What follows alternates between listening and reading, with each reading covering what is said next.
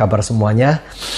Pada hari ini saya ingin sharing sedikit kisah agar supaya kisah ini memberkati setiap kita. Satu hari pagi ada seorang bapak, dia berjalan pagi dengan baju olahraga. Tapi dia lewati sebuah restoran, dia lapar. Dia ingin sekali makan. Dia masuk ke restoran itu, pelayan restoran datang kepada bapak ini, membawa menu. Bapak ini katakan, "Nona, saya ingin makan, lapar. Tapi saya tidak bawa dompet, kelupaan. Bagaimana Nona? Boleh Kak saya pesan, saya makan, nanti pulang, kapan-kapan nanti saya datang membayar?" Si pelayan katakan, "Bapak tidak bisa. Restoran ini punya peraturan. Setiap pesan itu harus bayar di kasir dulu. Setelah itu baru pesanannya dia akan dibuat." Si bapak kata, "Aduh, saya ini lapar Nona. Kepingin sebelum pulang ini. Tapi ya sudah, kalau memang tidak boleh, ya ada apa-apa.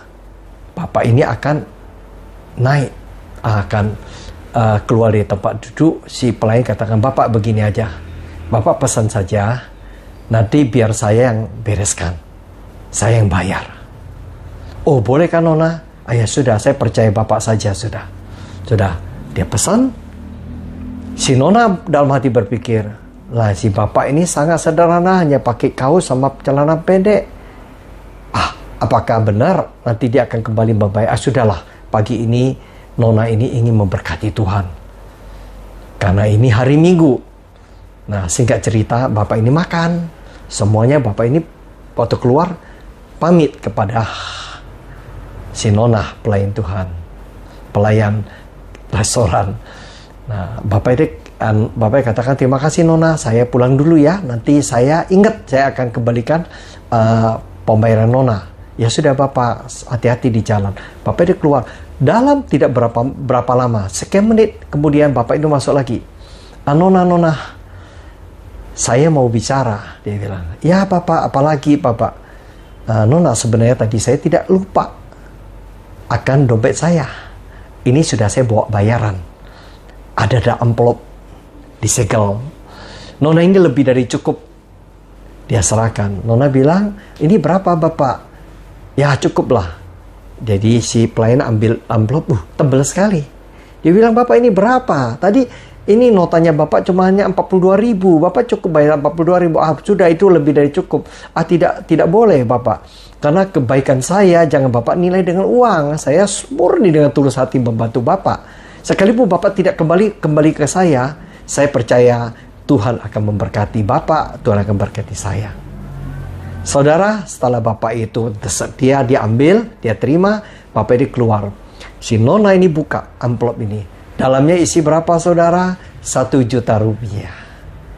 Bapak ini seperti malaikat, mewakili Tuhan untuk menguji si Nona pelayan ini. Hari ini memang dari kisah ini kita belajar, sudah langkah orang punya bermurah hati, orang punya kebaikan, orang yang mau menabur kepada mereka yang tidak dia kenal, yang bisa dia bantu. Dalam kisah ini kita belajar ada 3 hal. Yang pertama, bagaimana si Nona ini punya kemurahan hati. Orang yang bermurah hati, dia akan dapat kemurahan dari Tuhan. Karena Tuhan mencari orang punya hati yang bermurah hati. Di dalam firman Tuhan jelas dikatakan Roma 9 ayat 15. Nanti lihat di bawah ada ayatnya. Roma 9 ayat 15. Sebab Tuhan berfirman kepada Musa, "Aku akan menaruh belas kasihan kepada siapa aku mau menaruh belas kasihan. Dan aku akan bermurah hati kepada siapa aku mau bermurah hati."